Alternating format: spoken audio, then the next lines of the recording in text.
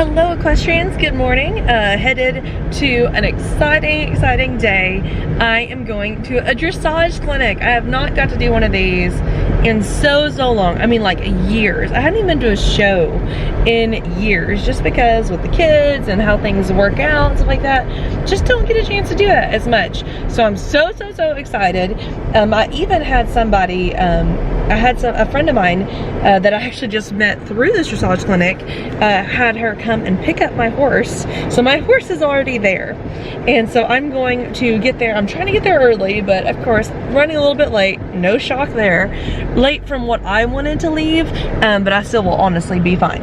I have stopped and got a Dunkin', of course, so I'm set to go for that. I did forget my protein drink for breakfast on the counter, so I won't have that, which is kind of a bummer. Just gonna have to power through until lunchtime. But so here is the plan. I'm going to this dressage clinic.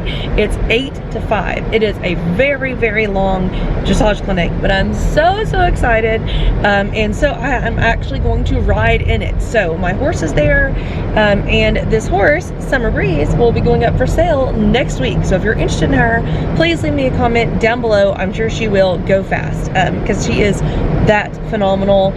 So if you're looking for a horse, I know she's going to be registered through the American Warmblood Association, but I'm still waiting on papers through that.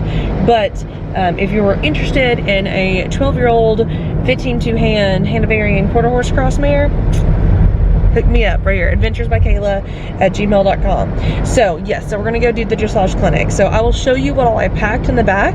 I'm sure I forgot something, but I hope I didn't forget the main things: saddle pad, boots for me, and helmet.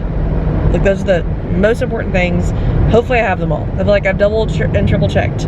But yes, we're headed that way right now. It kind of, like, not as fast as we can go, but pretty fast. There's a lot of cops out this morning. So, okay, so the plan is, I don't remember her last name, but the dressage clinic is being held by my trainer, who comes and gives me lessons occasionally, and then she's organizing it. But the person who's actually running it is Alexis something. I will find out, put it down below here. But Alexis is an Olympic rated judge and rider, so she will be giving us almost like private lessons. I don't want to do just a private lesson, so I'm glad that this went back into a clinic. We thought it was going to be a private lesson there for a bit, but yeah, so there's going to be like individual rides on each hour. So at 8, 9, 10, and 11 there will be individual rides. I'm at 10 o'clock, so excited about that. Then at 12 we'll have a lunch that's included in a Q&A session, so I'm excited about that. Then I think there's like about an hour break, and then we have rides at 2, 3, and 4. So I did not pay for multiple rides, I just paid for the one ride. So what I'm planning on doing today is, when I get there, I am going to first show you what all I packed in the back of my car. It is totally like packed in there, but I think I'm not taking a trailer. So you just think, if your horse just showed up somewhere with a halter on, what all would you need to bring? Like everything that's at the barn, sort of feels like. I'll show you what all I have in the back of the car. Then I'm going to get out Summer. I'm going to probably go ahead and lunge her. Actually, I probably want to go ahead and do a pretty good groom session, and then lunge her, then finish her braid job, so she's kind of ready for that. Then turn her back out in her paddock, and then go get set up for the clinic inside. So I don't know if I need to go like catch my spot. I don't know how many people's going to be there. I am concerned about the sun, because I thought it was an indoor arena, but it looks like it's an outdoor based on pictures from yesterday. So it looks like it is an outdoor, so that's going to be blistering today. So I do have a hat. I hope I have enough water. If not, I guess I'll have to leave, but I'll have a car, so it'll be okay.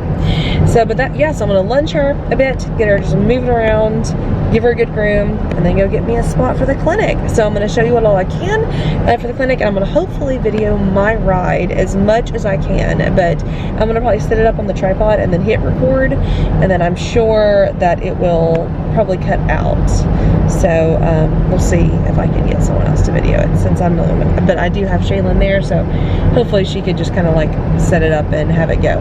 So, but I'm trying to think about what questions I would have. So now my situation is a little bit different in that I take and ride different horses every year and every couple months. So I usually produce about 4 horses a year, like on a good year, 4 horses, as long as like everybody's reasonable and been broke before and stuff like that. I can produce 4 horses a year. So that's something to keep in mind, that I don't necessarily need a whole lot of pointers for this horse. For example, this horse, she doesn't have a whole lot of impulsion into the canter, especially in the arena. I am aware of that. I know that. How I am currently working on that is I'm doing a lot of out of the arena work, as in I am like letting her canter up and downhill, not down, but up hills and on big flat areas, just so she gets freely moving and stuff like that. So I know that's kind of how to fix that, and then she should have an impulsion inside. However, kind of my issue is I can get after her and make her actually do the canter inside the arena, but then by doing that, she's gonna get a little bit more worried, a little bit more hot, and she won't remain like a beginner style horse she is. She's almost beginner. I would say like pretty close to beginner. She doesn't always like to stand still, so for me, like maybe not perfectly beginner, because to me, to be a beginner horse, you have to be a full-on saint. You can't get him to do anything really besides like beat him to walk. So but how do you make a horse a beginner horse and be willing to canter? That is my struggle, and that's kind of my question I would like to have answered today. I'm also going to try to think of any other questions I may have, but that's my biggest one I want to know, is how do you make them beginner horses? And I get you're not going to have a beginner grown pre-horse. I'm saying typically my clients are, I teach my horses to be training level, first level dressage, 2-foot jumps. How do you train them to be beginner while also being responsive to your leg? We'll see. I'll check in with you when I get there. I'll show you the back and we'll get it going for today. So make sure you hit like and subscribe. Definitely help me out. I'd love to grow this channel. And I would love to have another sponsor of something for horses. So also have a travel channel called Adventures by Kayla. So please like and subscribe and comment down below. Please be kind. Some people are not being very kind right now. So just be kind. You know, like I have 4 horses up for sale right now currently. I have 2 foals, and then well, 1 foal is actually sold, and I have Remi. He is a 1-month-old warmblood colt that he is for sale. Then Summer will be for sale next week, and then I have Tinkerbell the pony is also up for sale, and she is phenomenal if you're looking for a pony that can ride and drive and be actually perfect for like a retiree who maybe doesn't want to get up and down on horses anymore but still likes to have fun. So if you're interested in any of those, again, please email me down below. Can't wait to have a wonderful day. See you in a bit. So we've arrived to the barn. Very hard to like move around here, but let's get on. So yeah, feed, grooming, bridle and stuff, boots, saddle pads, saddle, wheelbarrow, the whole 9 yards. Let's do it. So excited! A covered round pen and our dressage arena and mirrors. Lovely. Yeah, I want this. And there's my girl. Good morning. Good morning. Yeah, nice little area for you to eat in. Yeah. Okay, where is the gate? Huh? You probably know where the gate is. Oh, hello, lovely. Got Miss Summer. Yeah, I know. Trying to do some arena familiarization. Went over there. Now we're doing wash bay familiarization. Down to her paddock. Then I'll put out her, bring my saddle and stuff over, and do my for sale signs up. And then, yeah, let's go do it. I've done those kind, and even like roller skating or roller blading can give people sort of the same feeling. And yeah, and if you haven't had to do that, then you are kind of losing out something in your education. But you could also do, there are other ways that you can do it that are a little safer. Yeah. To bring your muscle systems into balance rather than like stretching things, because stretching things doesn't make them stronger. They were contracted and weak, and now they're long and weak. Yeah. And so then your body is just going to continue to tighten up and stabilize itself in the way that it desires, rather than getting yourself in balance. Yes. Yeah. Way better. Really good start. Yeah. And then when you feel yourself start to lose it, you can see if almost walking, but then carrying on, right? You start to grow what you need or like diminish what you need to get it back. Oh, so sassy. So sassy. More medial than he brings the left hind. Okay, so thank you for your educated eye, because I keep telling the vets, You can't bend their hock unless their stifle is also bent, right? Not possible. Like that's how their leg works. They can't do like we do. Like they can't bend over at the hip and not bend their knees and ankles. They have to bend their knees and ankles. Goes together. So if you have a little stifle discomfort, it's gonna also show up as lack of hock engagement. Just more careful. There you go. And then you're gonna ask him for more bend than the circle requires without losing the track of the circle, right? So he's going to go forehead to the left.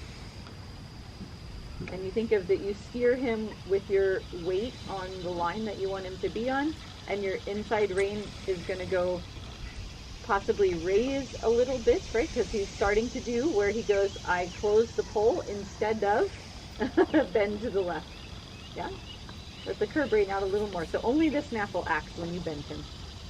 It's really clear. Yes, like that.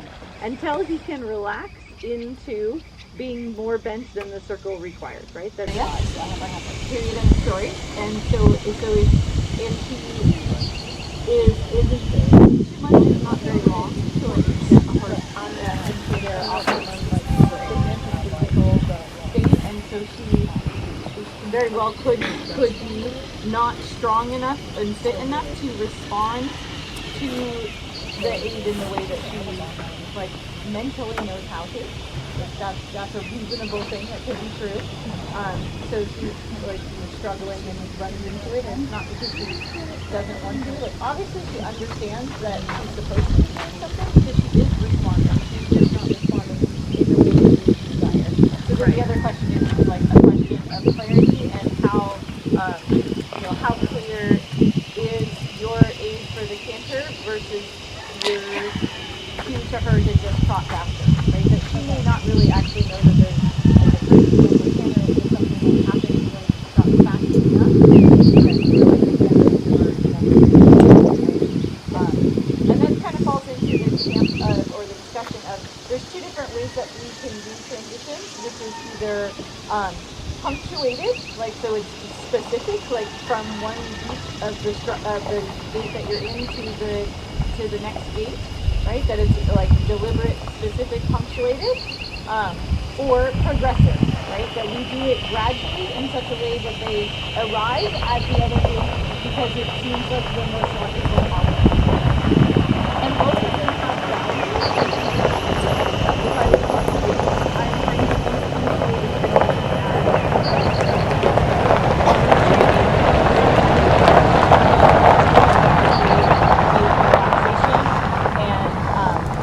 and make the horse like make decisions and think for themselves and ask a different question of them. So both are valuable, and so it's important to like know which one we are choosing and doing. So I wouldn't canter her yet. Let's work on developing a little bit more relaxation and suppleness and like a truly natural working trot before you ask her to canter again. And so you tell me, like, let's, so it seems like she has a reasonable response to the voice, but maybe not always the response to the leg that you desire. And I want to see, like, if you just stay rising and there's no leg, how long does it take for her to slow down or stop? I'm just curious. Like, we have to figure out what useful is. Exactly. And you're just going, let me see how long it takes for her to slow down and stop. Okay. So that tells me that she doesn't actually go on her own. And you're using too much like maintenance aid. And it for me, my methodology, I am a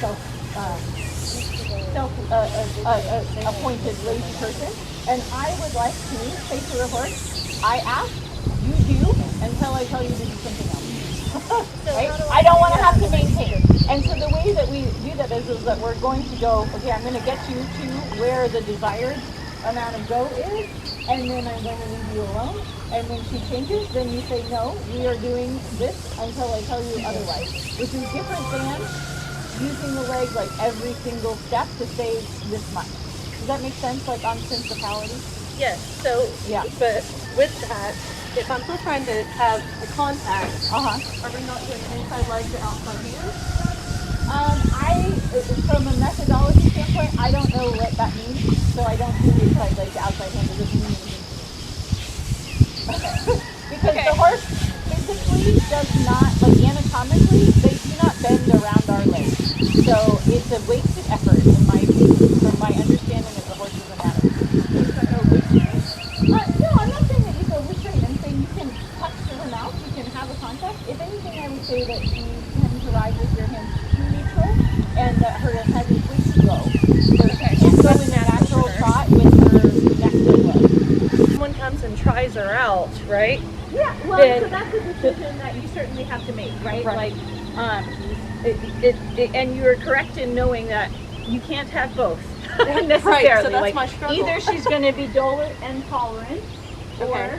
she's going to be more sensitive, more responsive, and possibly less tolerant, right? Okay. And the horse that is both of those things is a very expensive horse, Right. That is tolerant, but also quite responsive enough.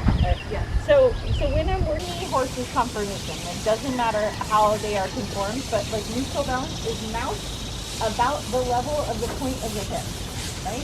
Is that what I call like moving over is going to create better responsiveness than like kind of chasing her into it, right? Because then it's Going to speed up the trot. yeah, because then all you've done is tell her that I'm going to ask once and it's okay if you ignore all of that because I'll just increase the intensity over time. So instead you go, no, we regroup and we start again with the ask. So you're, okay, it's better. Yeah. Yeah, she starts to organize herself a little better in picture. Yeah, and it looks pretty good in your foot. Yeah, don't chase her. Yeah. So that 2 strides of chasing is making all of the difference in her understanding. Yeah. Right, because she thinks that chasing is the aim, right? That you want her to do rather than that you need to do it harder. Okay, right? And your body was better there and clearer, right? And then she was able to. And I wouldn't do a long duration, right? You just, and you make the top transition like really soft. Oh, because she wants to walk, yeah. Well, yeah.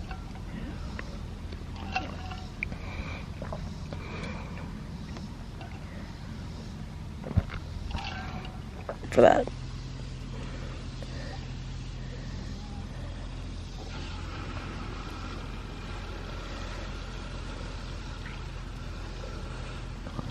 So she seems pretty relaxed today, so it can be maybe a little harder to like help you to develop any strategy. Left rein could be a little more indirect rein, so it goes up into the corner of his mouth and against his wither, so that you say, hey, I need you, so raise your left hand and put it against the neck. A little indirect rein for left bend. That's right, yes. Yeah, keep it over there, indirect rein. Indirect rein. Yeah, like that. So he arcs his neck to the left and it takes his head a little less, but his neck more curved. I know, now you're looking at the people. There we go. Yes. Yeah, because that's a little discrepancy. How you use your hands. You have a tendency more to open the left than the right.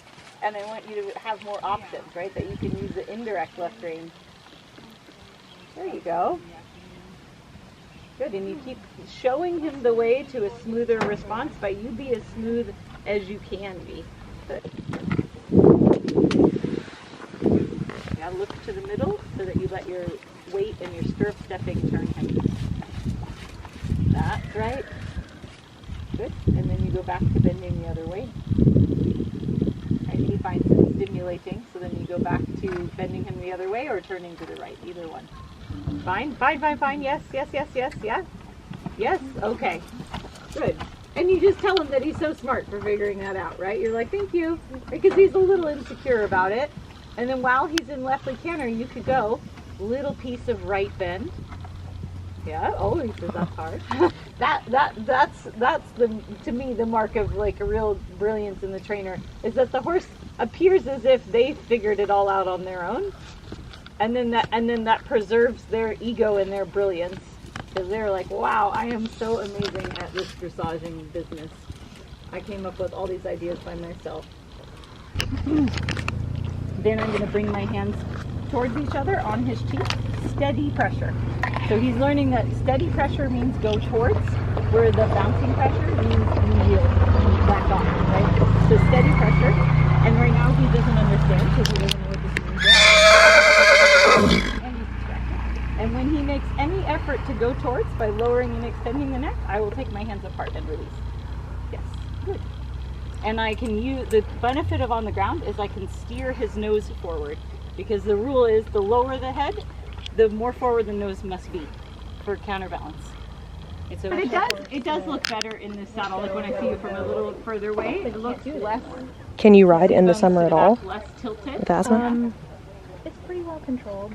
As long as I do it in the morning. Just while you let him walk that's good. here, I want you to pick a leg. I feel like something like this would be even awful. if it's not visible Yeah. to me, you start seeing if you can make a little circle with the knee. Oh, silly boy. Huh? Spanish walk. Do it. He's really funny. But how do you keep it progressing? Right? And you're just going ears. Game for a long time was buying a Craigslist Find horse your firmer hand for through his ears. $800. Only going to have so many repetitions of something that's harder for them, and so I would consider like walk to canter more challenging. So I would want to make sure that the trot to canter functions pretty well, and then I might do 1 or 2 repetitions of the harder one after that. Yeah, and I think you're like that level of like connected to his back that you have looks good in this saddle, and you have a little more trot pretty soon. Yep. Uh-oh. Yeah. The information that you have about how he was yesterday and the duration that might be possible, even if you're not choosing the canter, you just be like, okay, I know I can let him go about half a circle before that's going to happen. So you can try to be a little more preventative, and you go, okay, if he needs to canter off because he feels energetic, I might let him do that, but I am going to tell him, okay, we're done cantering after about half a circle, right? Yeah, okay. So that you don't have to get into reactionary, like survival mechanism riding.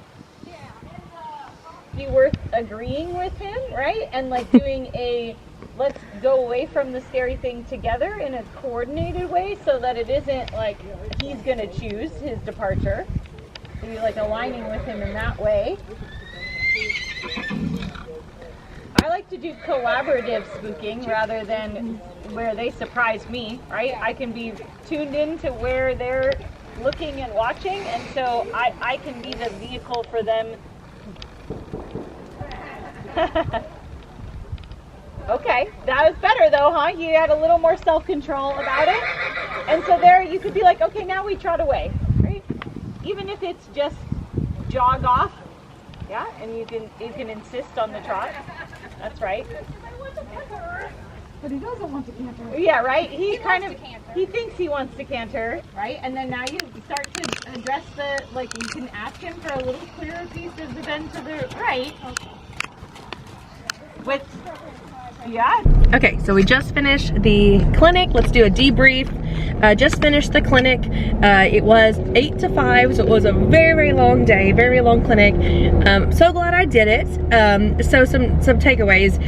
In general, I have found like dressage lessons style can be quite vague. So you kind of have to like deconstruct what they say and be able to put that to actual practical use. You know, dressage can be a little bit, not necessarily elitist, but more like kind of just have to learn what they're talking about. But there was a lesson at 8, 9, 10, 11, and 12. We had lunch from 1 to 2, and then a lesson at 2, 3, and 4.